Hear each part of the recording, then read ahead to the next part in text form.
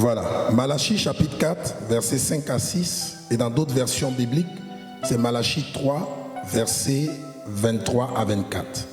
Je vais faire la lecture. Il a dit, voici, je vous enverrai Élie, le prophète, avant que le jour de l'Éternel arrive. Ce grand jour est redoutable. Il ramènera le cœur des pères à leurs enfants et le cœur des enfants à leurs pères, de peur que je ne vienne frapper le pays d'interdit. Amen. Aujourd'hui, nous allons parler de ces derniers versets de l'Ancien Testament. Alléluia. Premièrement, ce texte nous parle du retour d'Élie. Dis avec moi le retour d'Élie. Ici, le retour d'Élie, comprenez-le par le fait que Dieu veut nous annoncer qu'il viendra un temps où nous allons rentrer dans une atmosphère prophétique, des choses de Dieu. Nous allons rentrer pendant un temps dans une période, amen, qui sera favorable. Pourquoi favorable? Parce que Dieu lui-même va déployer en cette période sa puissance sur la terre. Ou Dieu lui-même va déployer en cette période son onction sur la terre. Donc, quand il parle d'Élie ici, il ne parle pas d'Élie en tant que personne, en tant qu'humain, individu, qui a vécu, qui a servi Dieu, qui a été enlevé. Non, il ne parle pas de cet Élie-là. Mais il parle de ce qui était sur Élie. L'onction que Élie avait lorsque il vivait en son temps, lorsqu'il a été prophète en son temps. Cette onction qui était sur Élie, qui a fait que Élie a fait de grands exploits. Cette onction qui était sur Élie, qui a fait que Élie était l'un des premiers grands prophètes en Israël. Il s'agit de cette onction-là. Dites un amen. Il s'agit de cette atmosphère. Vous savez que Élie n'a pas connu la mort. Dans la Bible, il y a quelques personnes qui n'ont pas connu la mort. Enoch n'a pas connu la mort, il a été enlevé. Élie n'a pas connu la mort. Donc, quand Élie a été enlevé, souvenez-vous que dans le tourbillon, lorsqu'il était dans le char et qu'il partait par l'enlèvement, rejoindre notre Dieu, son manteau est tombé. Dites un amen. Son onction est tombée. Sa grâce, son atmosphère prophétique dans laquelle il opérait pour son Dieu est tombée. Ce n'est pas tombé fortuitement, c'est tombé sur quelqu'un qui était son fils spirituel. C'est Élie qui va transmettre la grâce, l'onction en double portion sur la vie de son fils Élisée. Alors quand Élie a reçu cette onction, dites un amen fort, on a compris que un homme de Dieu peut partir, un homme de Dieu peut mourir, mais son onction ne meurt jamais. Son onction reste toujours intacte parce qu'elle doit être transmise. Parce qu'elle est une atmosphère prophétique. Elle est un don de Dieu. Cette onction-là devient un don de Dieu pour des générations. Si quelqu'un me suit, il dit un amen. Donc quand Élie a reçu la pensée de pouvoir céder cette onction à son fils, il n'a pas hésité. Il lui a dit, si tu réussis à me voir, lorsque je suis transporté, lorsque je suis enlevé, alors cette onction descendra. Et la Bible dit, depuis le temps de Jean-Baptiste et depuis le temps de Jésus-Christ notre Seigneur, quand il est venu se faire baptiser par Jean-Baptiste, il est mort à la croix après 3 ans et demi de ministère. La Bible dit que nous sommes sous ce temps-là. Élie est revenu. Je n'ai pas entendu ton amen. Élie est là. Ça veut dire que l'onction de Dieu est là. La grâce salutaire de Dieu est là. La grâce de Dieu qui sauve est là. La grâce de Dieu qui bénit est là. La grâce de Dieu qui aide est là. La grâce de Dieu qui soutient est là. La grâce de Dieu qui délivre est là. La grâce de Dieu qui restaure est là. La grâce de Dieu qui guérit les cœurs est là. Seulement, nous devons réaliser qu'elle est là et chercher à la voir de nos propres yeux pour qu'elle tombe sur nous. La condition, c'est de la voir. Or, pour voir ce qui est invisible, il ne te faut pas les yeux physiques, il te faut les yeux spirituels. Les yeux spirituels, c'est quoi? C'est ta foi. Je suis en train de vous parler aujourd'hui, je ne suis pas fort dans la foi. Hein. Moi-même, je vacille. Mais je cherche à aller à la perfection de la foi. Et c'est dans l'épreuve que Dieu va me rendre fort. Bien-aimé, c'est pareil pour toi. Mais la Bible dit la condition de voir ce qui est spirituel, c'est avec le cœur, avec l'âme, avec ce qui est à l'intérieur de nous. Ce n'est pas avec ce qui est à l'extérieur. On ne peut pas majorer la présence de Dieu avec nous parce qu'on a des biens, parce qu'on a du travail, parce qu'on est marié, parce que tout marche pour nous. Non. On majore la présence de Dieu avec nous, on la qualifie, on l'identifie avec nous par rapport à ce que notre foi nous amène à voir avec Dieu. Dis un amen fort. Dieu sort Abraham, il lui dit, si tu peux compter les étoiles du ciel, le sable de la terre, alors tu compteras ta descendance. En ce moment, Abraham n'avait pas d'enfant. Mais dans la persévérance de la foi, il a eu des enfants. Et la Bible dit, toutes les familles seront bénies en Abraham. Aujourd'hui, tout le monde est béni en Abraham. Même les musulmans se revendiquent d'être d'Abraham. C'est pour vous dire quoi? Que bien aimé, il y a une onction que Dieu a déployée pour nous. Dites un amen fort. Il y a une grâce, il y a une faveur, il y a une présence de Dieu que Dieu a déployée pour nous. Vous savez, nous qui sommes enfants de Dieu, nous qui avons accepté Jésus-Christ là, nous sommes d'une nouvelle race. Je veux entendre nouvelle race. Nous sommes d'une nouvelle race. Donc en temps normal même là, Dieu ne nous appelle pas à faire n'importe quoi ou à marcher avec n'importe qui ou à tourner avec n'importe qui.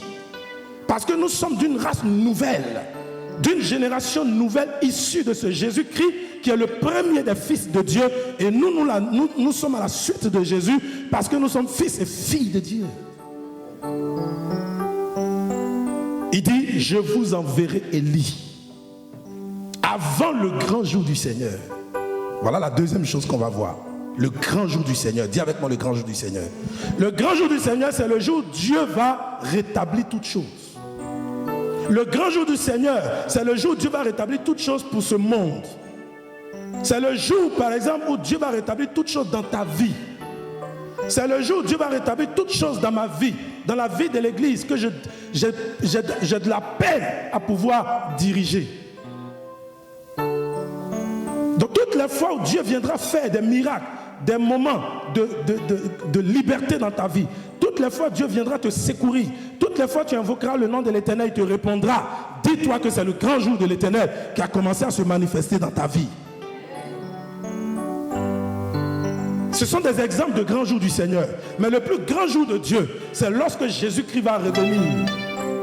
Donc avant que le grand jour du Seigneur n'arrive, pour l'instant on vit, pour l'instant on a des besoins, pour l'instant on a des soucis. Dieu va rétablir nos soucis. Dites un amen. Dieu va te donner du travail. Dis un amen. Dieu va t'aider. Je vais vous dire un truc, et que vous le reteniez toute votre vie. Parce que j'ai vu que les grands moments où Dieu m'a enseigné, moi-même personnellement, c'est lorsque tout ne va pas dans ma vie. Parce qu'en fait, j'ai compris que quand tout va dans ma vie, je suis oublieux. J'oublie même que je dois écouter la voix du Seigneur, l'enseignement de Dieu. Mais quand surviennent les problèmes, c'est là maintenant que je me sens disposé à écouter Dieu. Donc des fois quand Dieu les crée là, c'est nous-mêmes qui provoquons nos problèmes. Qui a dit un amen?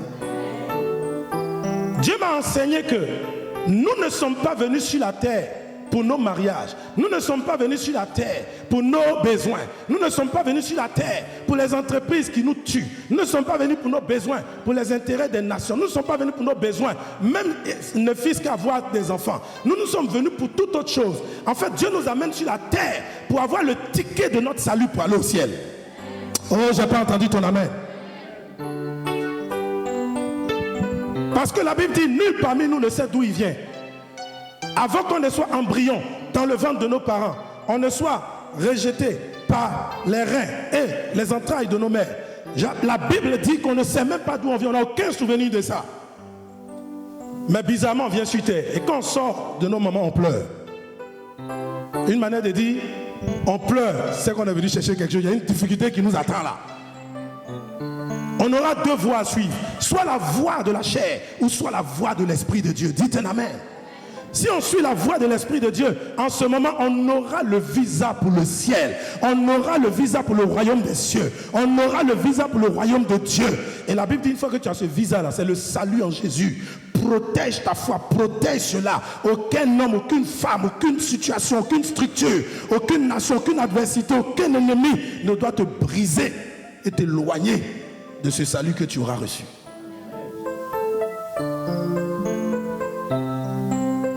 Est-ce que vous savez qu'il y a des gens là, quand leur nom fait partie de ceux qui sont destinés à être sauvés, quand Dieu voit d'avance qu'il va perdre son salut, Dieu peut lui donner une maladie, un accident, un problème, et puis Dieu le reprend. Vous savez pourquoi Dieu fait ça? Parce que Dieu dit, si je le laisse plus d'un mois, c'est écrit devant qu'il rétrograde, qu'il perd son salut. Or, je ne veux pas le perdre, parce qu'il est venu sur terre pour prendre son ticket pour le ciel, pour me rejoindre à la droite du Père et adorer le Père, dit Jésus.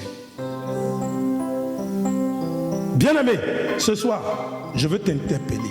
Revenons aux choses de Dieu. Nous avons tous des problèmes. J'ai commis des erreurs. Les problèmes nous engloutissent jusqu'à... On oublie même les règles de Dieu alors qu'on les prêche. On oublie même les lois de Dieu alors qu'on les prêche. De si peu, on pense être intelligent, oh, on est fou, aveuglé. Et on commence à oublier qu'on n'est venu que pour l'œuvre de Dieu sur la terre. C'est sur son œuvre que Dieu va nous récompenser. C'est sur son œuvre que Dieu va nous juger. C'est en faisant son œuvre que Dieu va nous vivre sur la terre. Il faut que tu sois enlevé avec son église. Dis un amen. Si ce jour grand ne t'a pas trouvé sur terre, c'est que tu as déjà fini ton parcours. J'ai déjà fini mon parcours. Mais quand on meurt, il faut qu'on meure en Christ. Pour qu'on rentre dans le sein d'Abraham. La Bible dit ceux qui meurent en Christ, avant le jugement de Dieu, ils sont dans un endroit préparé que la Bible appelle le sein d'Abraham. Parce qu'Abraham est le père de la foi. Et Dieu a conçu ce lieu-là, il lui a donné le nom d'Abraham. Et la Bible dit que là-bas, nous nous reposons. On n'est pas mort, dit la Bible. Pour les hommes, on est mort, mais pour Dieu, on n'est pas mort. Parce que le Seigneur dit, on dort jusqu'à ce qu'on se réveille pour que le jugement de Dieu se fasse et le grand jour de Dieu soit rétabli sur la terre.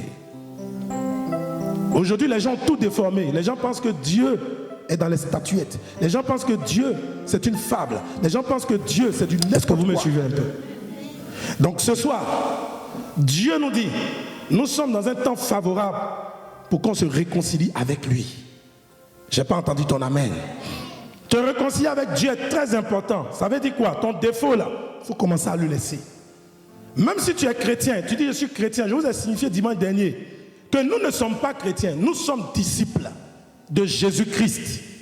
C'est le nom que Jésus nous a donné. Ce sont les païens à Antioche qui ont dit que nous on est chrétiens. Ce n'est pas les païens qui vont nous baptiser d'un nom. C'est Dieu qui doit nous baptiser d'un nom. Dites un amen. Donc en tant que disciples, nous sommes élèves dans l'école de Jésus. Donc tout ce que Jésus nous apprend, nous devons le mettre en pratique. Et le Seigneur dit, même si tu dis que tu es disciple ou tu es chrétien comme tu le veux, tu es enfant de Dieu en tout cas, si toi-même, tu continues de faire des bêtises dans ta propre vie, tu continues faire des bêtises dans la vie des autres, tu continues toujours de faire le péché, mais tu es en conflit avec Dieu. Donc ton cœur doit revenir au Seigneur. Pour que Dieu aussi revienne à toi. Dites un amen. Parce que quand tu vas revenir à Dieu, Dieu qui est le Père, il ouvre son cœur pour te recevoir à nouveau. Mais quand tu te rebelles, quand tu ne veux pas comprendre, on t'a donné des conseils, on t'a parlé, tu ne veux pas comprendre. Dieu lui-même vient te parler, tu ne veux pas comprendre. Au bout du compte, le Seigneur lui-même est obligé de te résister aussi. Voilà pourquoi dans ce texte, il dit, je veux ramener le cœur des enfants à leur Père. Dieu veut ramener ton cœur à lui. Dis un amen. Dieu veut ramener mon cœur à lui. Parce qu'à vrai dire, c'est Dieu qui nous a donné le cœur. C'est Dieu qui connaît le mystère du cœur. Si nous, on confie notre cœur à Dieu, le reste des miracles se fera. Le reste du traitement du cœur se fera. Le reste des guérisons se fera. Dites un amen. Parce qu'avec Dieu, rien n'est impossible. Et il dit à la dernière phrase, de peur que je ne vienne frapper le pays d'interdit. Ici, l'interdit veut dire quoi? Frapper le pays d'interdit veut dire de peur que je ne vienne frapper le pays de malédiction. Ici, Dieu s'adresse à un pays. Mais dans le cas de figure individuelle, Dieu s'adresse à toi et moi. Ça veut dire quoi? De peur que Dieu ne vienne me frapper, moi-même, Eric Yahi, de malédiction. De peur que Dieu ne vienne te frapper toi-même de malédiction. Ça veut dire que si je m'oppose à la réconciliation entre moi et mon frère, je m'oppose à la réconciliation de Dieu avec lui, je m'oppose au travail que Dieu veut faire alors que c'est un temps favorable pour que je me réconcilie avec quelqu'un, pour que, surtout avec mon Dieu, parce que Dieu veut qu'on le connaisse, on marche selon lui pour faire sa volonté pendant qu'il est temps. Dites un amen. Si je me rébelle à ça, il dit, de peur que je ne vienne frapper le pays ou ma vie ou ta vie d'interdiction, c'est-à-dire de malédiction. Bien-aimé, craignons Dieu. J'ai réalisé que le plus important sur terre, c'est de mettre sa vie en ordre avant que le malheur n'arrive.